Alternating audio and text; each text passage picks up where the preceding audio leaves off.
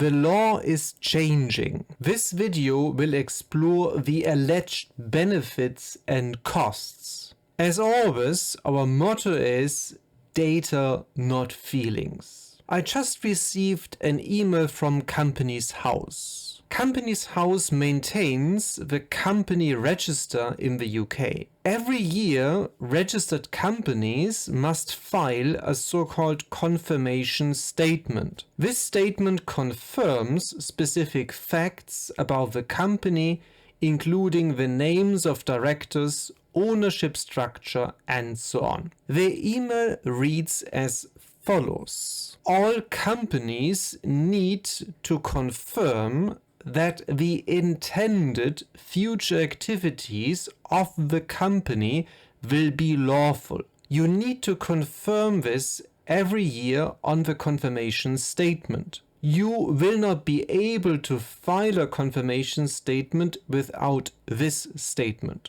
On many levels, one needs to wonder whether the new law is useful. First, unlawful activities, by definition, are already unlawful. Adding a disclosure requirement for the intention to break the law is very strange. There's a tendency in many countries to make forbidden activities even more forbidden by new laws. Second, will companies comply? Well, do you really believe that companies that intend to break the law in future will announce their intentions in advance? Third, how do we enforce the law?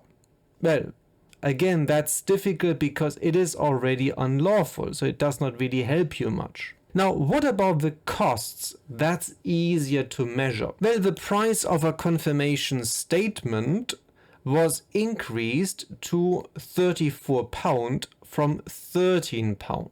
Data, not feelings.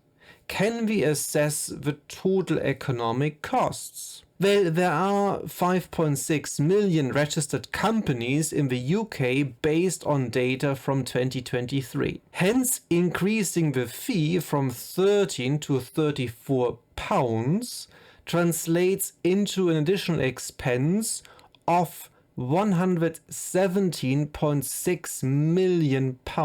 Companies House employs about 1,000 people in Cardiff, Edinburgh and Belfast. Interestingly, they do not seem to have an office in England. In fact, the London office was closed in March 2020. If we benchmark the additional costs relative to the total number of employees, we notice that the increase translates to £117,600 per employee every year.